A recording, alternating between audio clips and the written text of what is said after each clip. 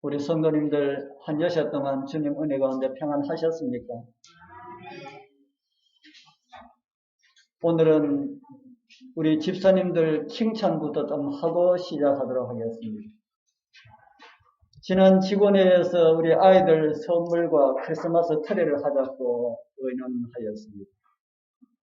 그래서 트리는 우리 정순대 집사님께서 맡아서 준비하라고 그렇게 말씀을 드렸는데, 우리 집사님께서는 우리 조 집사님에게 그 일을 해 주셨으면 좋겠다 그렇게 하셔서 그렇게 하도록 하셨습니다. 우리 조 집사님께서 인터넷으로 사고 좋은 것을 고르다가 사고 좋은 것을 점 찍어 놓고 보고 있다가 순간적으로 아주 재치가 있으시게 또 사게 파는 그런 시간이 있는 모양입니다. 그래서 원가의 절반 정도 주는 가격으로 구입하였다는 이야기를 어제 듣고 우리 모두 함께 기뻐하였습니다. 우리 교회에 이렇게 재치 있는 집사님들을 보내주신 우리 하나님을 찬양합니다.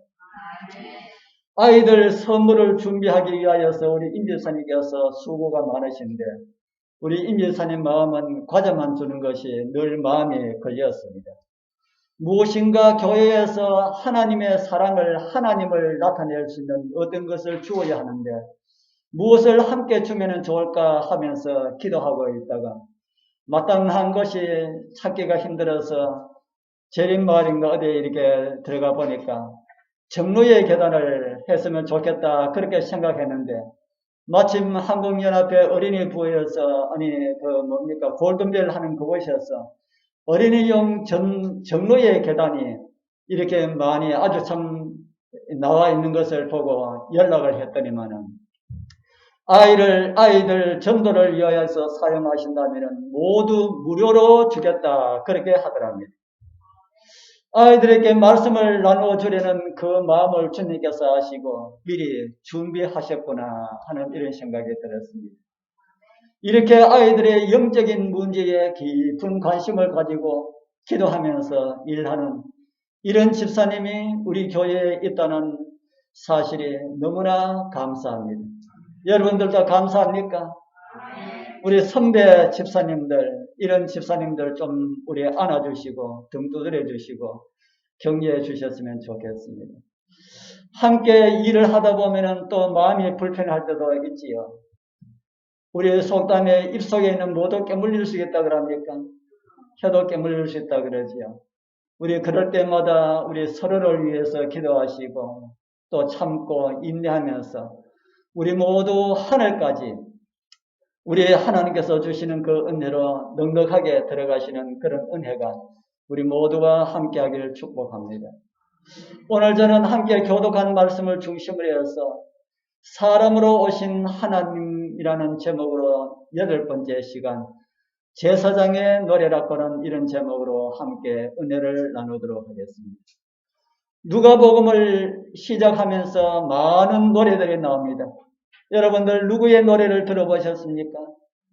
사가랴의 부인인 엘리사벳이 구세주의 모친을 향한 축가를 엘리사벳의 축가라는 이런 제목으로 우리는 들었고요.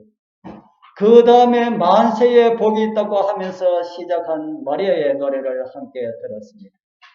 우리 교회에도 노래와 관련된 재능을 가진 많은 분들이 있음을 인하여서 감사합니다. 더욱이 아름다운 목소리와 정확한 음으로 찬양하는 어린 우리 주비가 있고요. 예배 시간마다 아름다운 음률로 우리의 마음을 만져주는 성령의 음성과도 같은 그런 플레스에 우리 이집사님이 계시고요. 악기로 활동할 수 있는 그런 일들이 우리 교회에 있으면 꼭 아주 정말 좋은 일에 쓰임받기를 원합니다. 예배 시간마다 찬양의 힘을 더해주는 우리 임집사님의 그 반주의 중조성의 그 크기의 평가는 어떤 사람의 봉사보다 더 중요함은 반주자 부재시에 우리가 많이 느끼게 됩니다. 그리고 우리 진영의 우리 김옥열 집사님 바이올린 하신다는 거 여러분들 아십니까? 교회가 안정치 못하였던 그런 시절을 우리가 지내오느라고 집사님의 그 아름다운 선율도 우리 한 번도 들어보지 못했는데 언제 기회 있으면 한번 들려주시기를 소망해 봅니다. 저는 이런 특별한 하나님의 특별한 재능들을 가지신 우리 성도님들, 이 교회를 위하여서, 아니지요, 우리를 있게 하신 하나님을 위하여서 요긴하게 쓰여지게 되길 기대해 봅니다. 어떻게 쓰임을 받으실지는 생각해 두셨다가 좋은 방법이 있으면 함께 의논하여서 시도해 보셨으면 좋겠다는 생각이 듭니다. 저는 지난번에 입이 열리고 혀가 풀려라는 이런 제목으로 하나님의 말씀에 불신을 보였던 사라가 벙어리가 되어서 하나님의 말씀이 응할 때까지 입이 닫혀 있었던 이런 내용을 함께 하였습니다. 그리고 하나님의 약속이 이루어졌을 때에 하나님의 말씀에 따라서 그의 아들을 요한이라고 하는 이런 이름을 확인하였을 때에 그의 입이 열리고 혀가 풀렸던 이런 내용도 보았습니다. 그리고 우리도 말씀에 불신을 버리고 온전한 믿음으로 우리의 입들이 열리고 혀가 풀려서 우리를 구원하신 하나님의 은혜를 전하는 주의 백성들로 살아가자고 말씀을 드렸습니다. 이제 하나님의 약속이 이루어진 것을 본 사가라는 그의 혀가 풀리고 성령의 충만함을 입어서 누가복음 1장 68절에서 79절에 이르는 이러한 긴 예언을 노래합니다. 그래서 누가복음 1장 68절에서 78절을 제사장의 노래, 이렇게 많은 사람들이 거기에 제목을 붙이고 있습니다. 또 사가랴의 노래라고 불려지기도 합니다. 교독한 말씀이지만은 다시 한 번 더 제사장의 노래라고 하는 이런 생각을 하면서 우리 다시 한 번 더 읽어보도록 하겠습니다.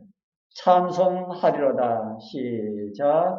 찬송하리로다. 주 이스라엘의 하나님이여 그 백성을 돌아보사 속량하시며 우리를 위하여 구원의 뿔을 그 종 다윗의 집에 일으키셨으니 이것은 주께서 예로부터 거룩한 선지자의 입으로 말씀하신 바와 같이 우리 원수에게서 우리를 미워하는 모든 자의 손에서 구원하시는 구원이라.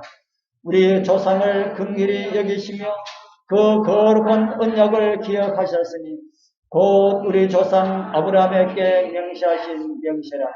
우리로 원수의 손에서 건지심을 입고 정신토록 주의 앞에서 성결과 의로 두려움 없이 섬기게 하리라 하셨도다.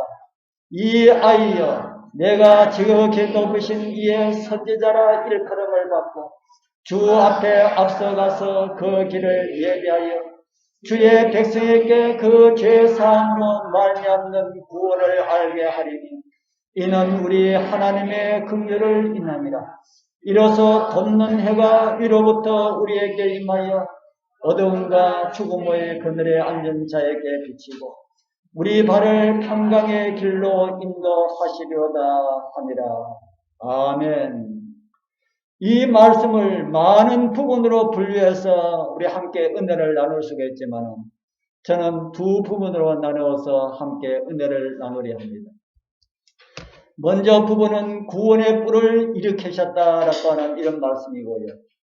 뒷부분은 구원의 뿔로 묘사된 그리스도의 앞에 길을 예배하러 오는 자기 아들의 사역을 예언적으로 묘사한 그런 노래입니다.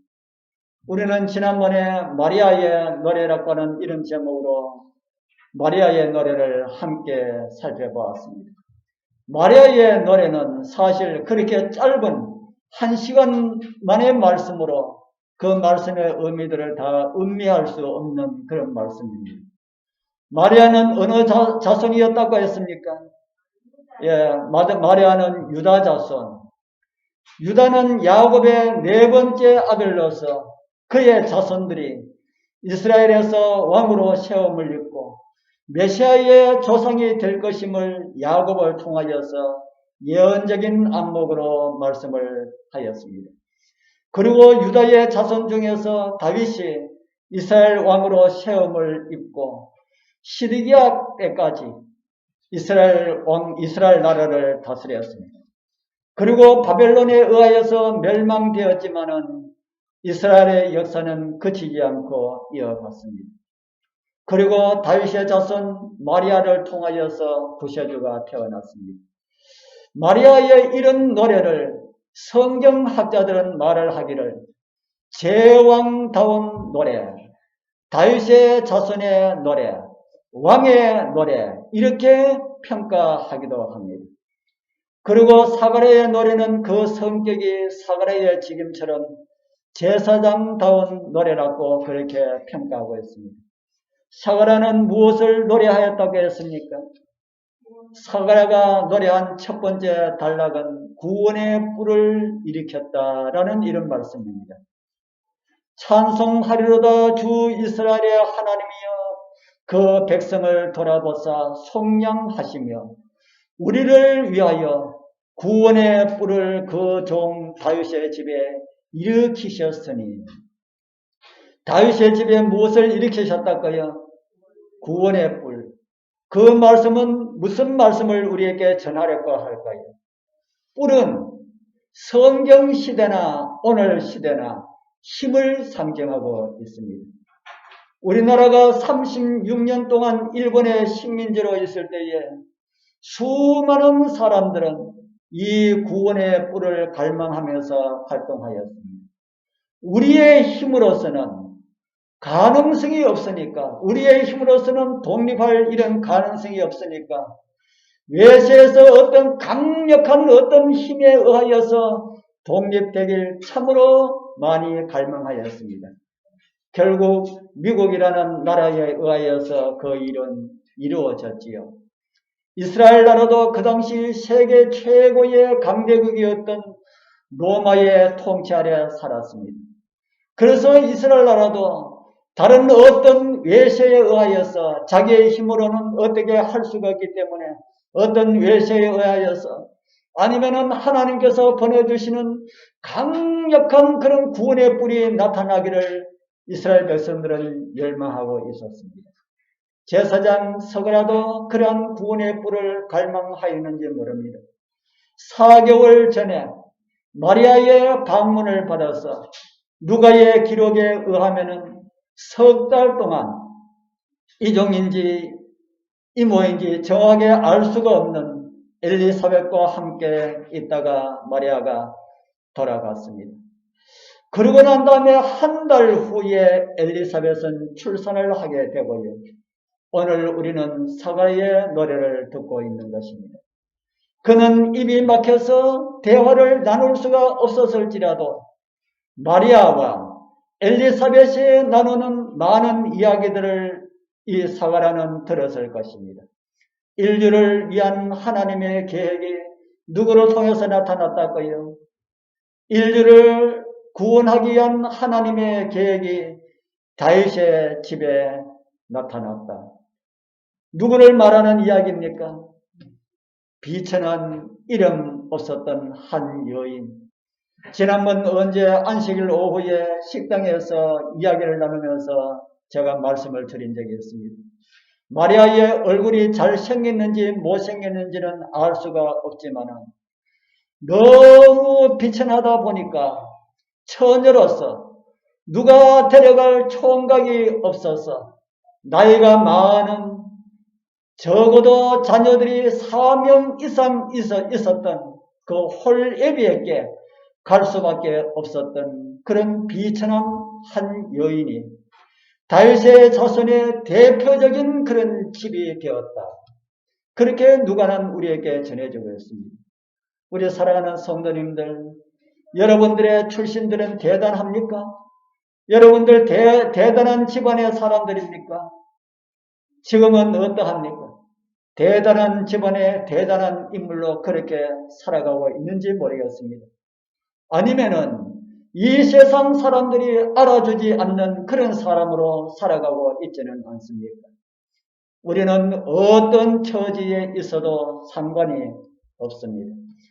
하나님께서 보실 때는 다 거기에서 거기다 하는 겁니다. 도토리 키재기에 불과하다 하는 것입니다.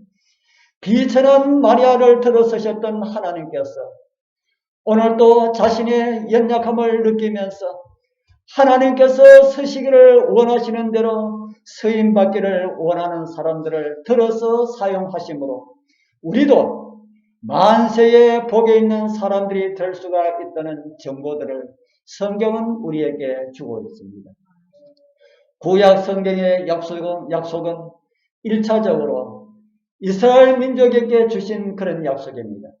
그리고 지금은 영적 이스라엘에게 주신 바 된 그런 약속이기도 합니다. 이스라엘도 육적이 있고 영적이 있습니까? 성경은 그렇게 말을 하고 있습니다. 로마서 2장 28절에서 29절에 보면은 대저 표면적 유대인이 아니며 표면적 육신의 할례가 아니라 오직 이면적 유대인이며 할례는 마음에 할지니 실령에 있고 의본에 있지 아니한 것이라. 그 칭찬이 사람에게서가 아니요 다만 하나님에게서니라. 무슨 말씀 같습니까? 이 말씀이 참 어려워서 좀 쉬운 번역, 현대인의 번역을 찾아보았습니다.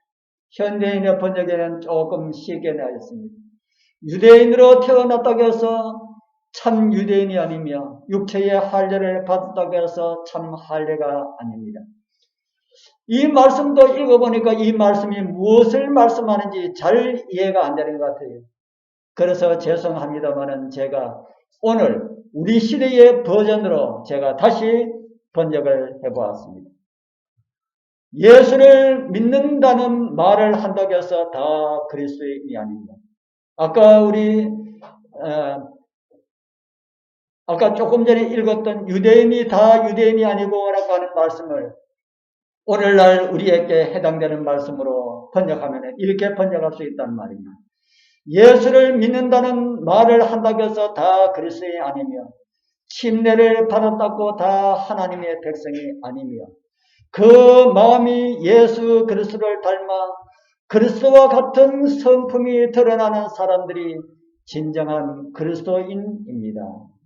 여러분들 좀 더 이해가 되는 것 같습니까? 이해 좀 쉬운 것 같습니까? 어떤 사람들이 진정한 그리스도인들이랄까요? 어떤 사람들이 진정한 그리스도인이라 했습니까? 그리스도를 닮아 그리스도와 같은 성품이 드러나는 사람들. 우리 사랑하는 성도님들, 우리 다 그리스도를 진정으로 닮아서 그리스도와 같은 성품들로 살아가게 되기를 축복합니다. 이름은 가졌으나 이름뿐인 믿음으로 살아가던 그런 시대, 그 가운데서도 바른 믿음 가운데 서 있었던 마리아를 통하여서 구원의 뿔을 일으켜 주셨다고 사가랴는 노래를 하고 있습니다. 이 구원의 뿔이 여러분들에게는 어떤 위치에 있습니까? 하나님께서 허락하신 이 구원의 뿔을 내가 필요할 때는 들어서 휘두르다가 필요 없을 때는 내동댕이 치는 그런 뿔은 아닙니까? 내 마음이 내킬 때는 내가 정말 필요할 때는 하나님 사랑합니다. 정말 사랑합니다. 이렇게 하다가 나의 일이 바쁠 때는 주님 좀 기다려 주세요. 지금 바쁜 것부터 좀 하고 난 다음에 그때 우리 주님을 찾겠습니다. 이런 믿음을 여러분들 가지시는 않으셨습니까?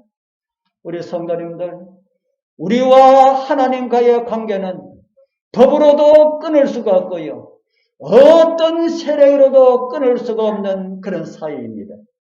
바로 예수 그리스도의 보혈로 우리를 구속하여 주시기 때문에 그리스도의 피로 우리는 하나님 안에 있게 되었기 때문에 그렇다 하는 것입니다. 그래서 사도는 이렇게 부르짖습니다. 누가 우리를 그리스도의 사랑에서 끊으리요? 환난이나 공고나 핍박이나 기근이나 적신이나 위험이나 칼이라. 무슨 말씀입니까? 우리가 원하지 않으면은 우리를 향한 하나님의 사랑에서 우리를 끊을 수 있는 것은 아무것도 없다. 그렇게 사도는 말을 하고 있습니다. 저희들 장류에 오기 전에, 장류에 오기 전에 경산에 있을 때에 제가 하던 일이 잘 되지 않아서 저희들 힘으로 감당할 수 없을 만큼 많은 부채를 지고 허우적 그럴 때가 있었다고 부끄러운 저희들의 모습을 말씀드린 적이 있습니다. 저는 잘 모르는데 집사람이 그런 말을 하는 것을 들었습니다. 기름 보일러에 기름이 떨어졌는데 기름 넣을 돈이 없어서 한겨울에 냉방에서 잔일이 있었다. 그래서 제가 기억을 가만히 더듬어보니까 전기 난로를 켜고 잔 기억이 있다는 생각이 들었습니다. 그 외의 것은 생각이 잘 나지 않았어요. 그렇게 힘들고 어려울 때에 우리의 도움이 되시는 분이 돕지 않는데도, 그런데도 하나님을 믿습니까? 정말 하나님의 도우심이 필요한데도 하나님께서는 외면하시는 것 같은데도 그래도 하나님을 믿느냐? 그런데 저희들은 그 당시에 참 열심히 믿음의 생활을 한다고 그렇게 하였습니다. 때로는 연약하여서 고개를 떨굴 때도 있었지만 말입니다. 그 어려운 가운데 그 당시에 경산의 서구교회는 150명의 성도가 있었습니다. 그때 하필 저에게 수석 장로의 자리를 줘가지고 제가 수석 장로를 하고 있었습니다. 그런데 그런 어려운 가운데 저희들 집안이 어렵지, 교회가 어려운 건 아니지요. 저희들이 그렇게 어려운 가운데서 살아가고 있는데 갑자기 목사님이 유고가 되었습니다. 그래서 1년 동안 목사님이 없는 가운데 생활하게 되었습니다. 가정적으로는 생활이 어렵고 힘이 들었고 교회적으로는 사역자가 유고되어서 어렵고, 그래도 그 당시에 함께 있었던 우리 그 당시에 성도들에게 물어본다면 그때의 교회 생활 정말 아름다웠고 행복한 믿음의 삶을 살았다고 그렇게 이야기할 것이다 라는 이런 생각을 하게 됩니다. 생활은 힘이 들었지만 그래도 믿음으로 주님을 생각하면서 사니까 그래도 입에서는 찬양이 나오는 그런 삶을 살았다는 겁니다. 여러분들, 우리 최 여사님 여러분들 보시지 않습니까? 앓고 있는 병이 심하여서 지난번에 서울에 가셨을 때에 우리 집사람이 전화를 한 이야기를 저에게 해주었습니다. 그리고 집사님이 우리 집사람에게 한 그 간증을 저한테 이야기를 해주었습니다. 앞으로는 나를 잊어버리고 온전히 주님만을 바라보면서 살 것이라고 이런 말을 했다고 합니다. 그리고 살아야 주님을 위하여서 일을 할 수가 있는데 주님이시여 저를 살려주소서라고 하는 이런 기도를 드려야 되겠다고 하는 이런 말씀을 드렸습니다. 우리 여러분들 믿음의 결단이라는 이런 생각 들지 않습니까? 그 믿음대로 이루어지게 되기를 바랍니다. 저는 우리 성도님들 모두가 다 그런 믿음의 결심들을 가지게 되길 소망합니다. 무엇을 믿는 믿음요? 구원의 뿔을 믿는 믿음. 언제나 우리를 이 가운데서 일으켜 주실 수 있는 그런 능력의 뿔을 믿는, 그런 분을 믿는 믿음으로 살자고요. 저는 새벽으로 기도 드릴 때마다 저와 같이 연약하고 보잘것없고 죄와 허물투성이 뿐인 먼지만도 못한 나를 위하여서 어떻게 주님께서 사람 되어 오셨습니까? 라는 이런 기도를 드릴 때가 많이 있습니다. 하나님은 그런 사랑으로 우리를 도우시는 분으로 그렇게 나타나고 있습니다. 나를 구원하기 위하여서 당신 자신이 사람 되어 가지 않으면 안 되겠다는 그런 사랑의 강권, 그 자체시다 하는 것입니다. 그런 구원의 뿔을 우리 성도님들 한순간도 놓치지 마시고 온전한 믿음으로 서게 되길 소망합니다. 사가랴의 노래는 당신의 백성들을 돌아보시는 하나님에 대하여서 말씀을 하고 있습니다. 그리고 그 같은 약속은 이전부터 있었던 것이라고 그렇게 말씀을 합니다. 구원의 뿔은 예로부터 선지자들의 입으로 말씀하신 것을 지금 나타내셨다고 말씀합니다. 그렇기 때문에 우리는 원수의 손에서 건지심을 받고 종신토록 주님 앞에서 주님을 섬기리라 그렇게 노래하고 있습니다. 이 말씀이 오늘 우리 장교에서 함께 하나님을 예배하는 우리 모든 성도님들에게 다 이루어지기를 소망합니다.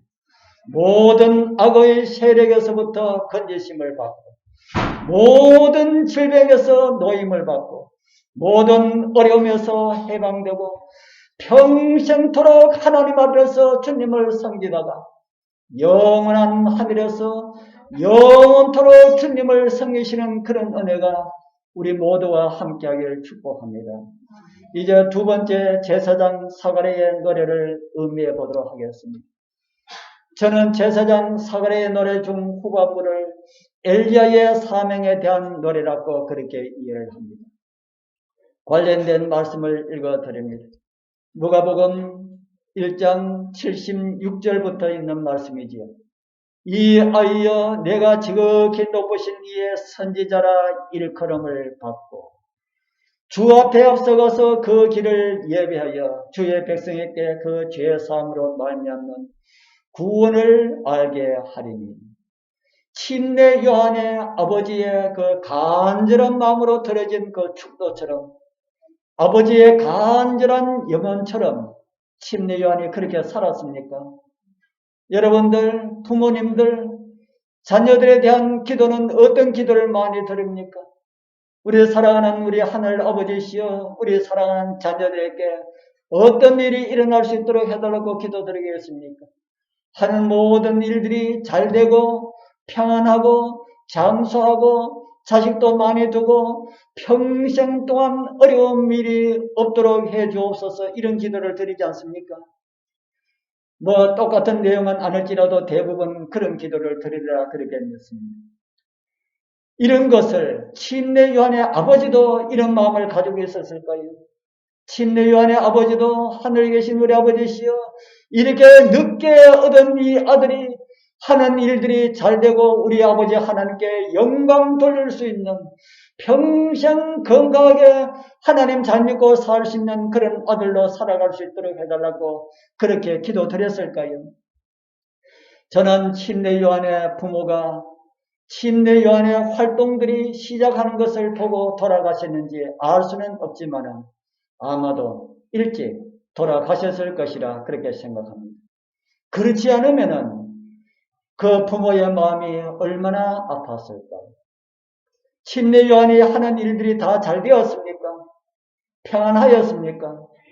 그는 예수님이 태어나시기 6개월 전에 먼저 태어났습니다. 그리고 공생애도 예수님보다 먼저 6개월 먼저 시작하였습니다. 예언과 같이 그리스도의 길을 예배하라는 이런 사명을 감당하기 위하여서 그리스도 앞서 공생애를 시작하였다. 그렇게 성경은 우리에게 보여주고 있습니다. 그가 광야에서 말씀을 전할 때의 한 모습을 성경은 이렇게 기록하고 있는 것을 우리에게 보여줍니다. 마태복음 3장 5절에서 7절 같이 한번 읽어보겠습니다. 이때에 시작. 이때에 예루살렘과 온 유대와 요단강 사방에서 다 그에게 나와 자기들의 죄를 자복하고 요단강에서 그에게 침례를 받더니 요한이 많은 바리새인과 사두개인이 침례 베푸는데 오는 것을 보고 이르되 독사의 자식들아 누가 너희를 가르쳐 임박한 진노를 피하라 하더냐. 저는 앞으로 이 침례 요한과 관련된 말씀들을 더 나눌 수가 있는 그런 기회들이 있게 되기를 소망해 봅니다. 침례 요한의 공생애가 시작되었을 때에 어떤 사람들이 그가 전하는 말씀을 들으러 왔다고 합니까? 이때에라는 이 말씀은 요한이 광야에서 복음을 전할 때라는 그런 말씀입니다. 어디서 사람들이 왔다고 합니까? 예루살렘과 온 유대와 요단강 사방에서 다 그에게 나와. 얼마나 많은 사람들이 나왔기에 마태는 다 나왔다 이렇게 기록하였을까요? 심지어 누구까지 왔습니까? 바리새인들과 사두개인들까지 왔다. 바리새인들은 그 당시에 성경을 가르치는 성경학자들이었습니다. 그리고 사두개인들은 대부분이 제사장 가문이었습니다. 제사장 집안이었습니다. 요한의 가르침에 반대할 법한 그런 사람들이 그의 가르침을 들으러 나왔다. 이만하면 성공적인 출발이라는 생각이 듭니까? 그러고 난 다음에 얼마의 시간이 지났습니다. 약 6개월 후 예수 그리스도께서 침례를 받으시러 요한을 찾았습니다. 그리고 침례를 받았습니다. 요한은 자기를 따르는 제자들에게 예수님을 이렇게 소개를 해줍니다. 그 이튿날 예수님 침례 받으신 그 이튿날 요한이 예수께서 자기에게 나오심을 보고 가로되 보라 세상 죄를 지고 가는 하나님의 어린 양이로다. 이 말을 들은 요한의 제자 2명이 우리는 예수님을 따라가겠습니다 하고 예수님을 따라갔습니다. 이것이 무슨 징조일까요? 자기를 따르는 제자들이 예수님을 따라가겠다고 하였을 때에 요한의 마음은 어떠하였을까? 이 일이 있고 난 뒤에 얼마의 시간이 흐른 뒤에 요한은 제자들로부터 이런 말을 듣게 됩니다. 요한복음 3장 26절.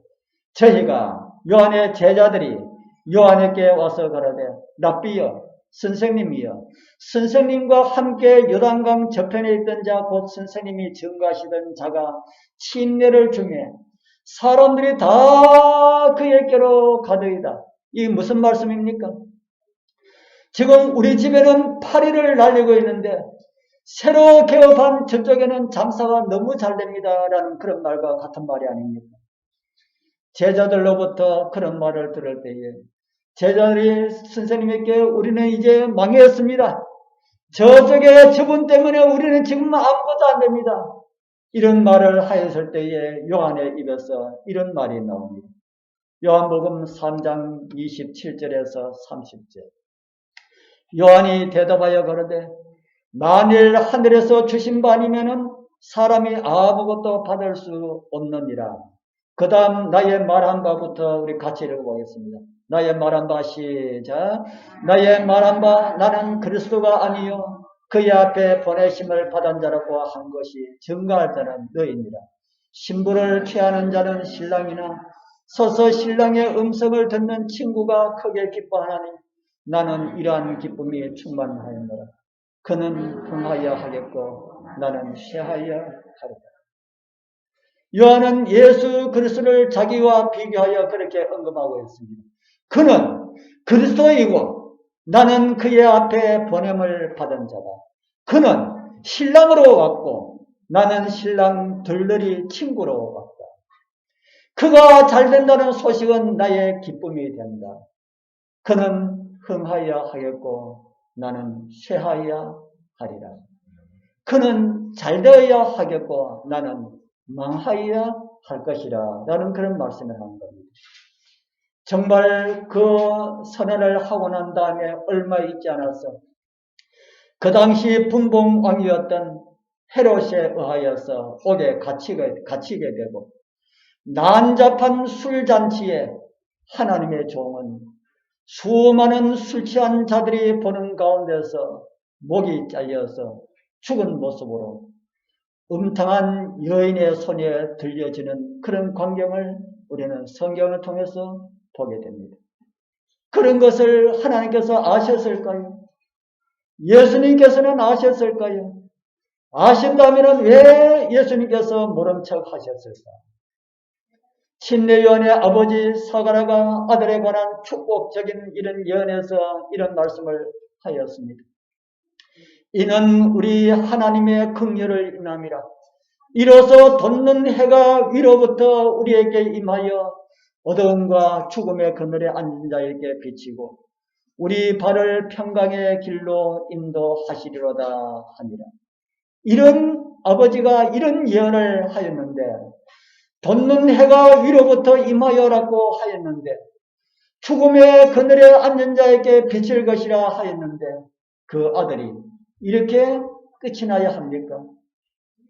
요한의 목이 잘릴 때에 하나님께서는 어디 계셨을까요? 아니 그보다 요한 가까이 계셨던 예수님께서는 무엇을 하고 계셨을까요? 그러나 정말 그렇게 죽은 정말 모든 사람들이 볼 때에 실패한 사람처럼 보였던 침례 요한에 대하여서 예수님의 평가는 달랐다 하는 겁니다. 예수님은 침례 요한에 대하여서 이런 말씀을 하셨습니다.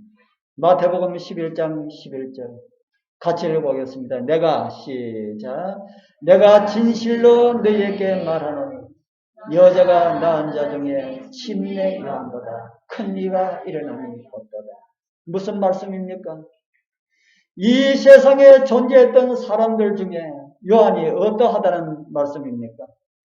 이 세상에 살았던 모든 사람 가운데 가장 큰 자로 살았다. 우리 사랑하는 성도님들, 여러분들도 사람을 평가할 때에 예수님의 눈으로 평가하게 되길 바랍니다. 그리고 여러분들도 예수님의 눈에 이 세상에서 가장 존귀한 귀한 존재들로 평가되기를 소원합니다. 요한은 세상에서 볼 때에는 실패한 계획자처럼 보였습니다. 사람들 보기에 그렇게 보였다 하는 겁니다. 바른말 잘하는 그의 성격 때문에 분봉왕 헤롯을 감히 책망하다가 붙잡혀서 술자리에서 술 먹는 자리에서 그의 목이 잘려서 정반에 그의 목이 당겨서 그 추악하고 음탕한 여자의 손에 들려진 요한을 한번 생각해 보면 누구나 다 실패한 사람으로 생각하게 될 것입니다. 그러나 하나님께서는 그렇게 보지 않으셨다 하는 겁니다.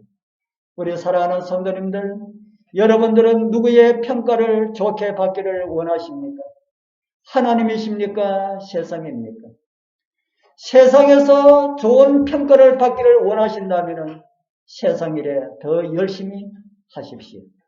그것이 아니고요, 하나님께 인정받기를 원하신다면, 하나님께 더 나은 평가를 받기를 원한다면 하나님의 일에 더 뜨거운 열정과 헌신을 보이시게 되길 바랍니다. 우리 모두 하나님께로부터 인정함을 받고 서임을 받고 그렇게 살다가 우리 주님 오시는 날 주님의 사람들로 영접함을 받고 우리 모두가 다 사가랴의 노래처럼 우리도 구원의 노래, 어린 양의 노래, 하나님께서 우리와 함께 하셨다는 그런 노래를 하나님과 우주 거민들 앞에 부르게 될 그 자리에 우리 모두 다 참여하게 되길 축복합니다. 기도드리겠습니다. 하늘에 계시는 거룩하신 우리 아버지 하나님 감사합니다. 사가랴의 그 아름다운 노래와 예언에도 요한은 사람들 보기에 실패한 사람처럼 왔다가 갔습니다. 그러나 하나님의 평가는 실로 놀라운 평가를 들었습니다. 우리도 하나님께서 나의 백성이라는 평가를 듣기를 원합니다. 우리 모두 그렇게 살아가도록 도와주옵소서. 우리를 구원하시되 십자가로 구원하신 예수 그리스도의 이름으로 간절히 기도드리옵나이다. 아멘.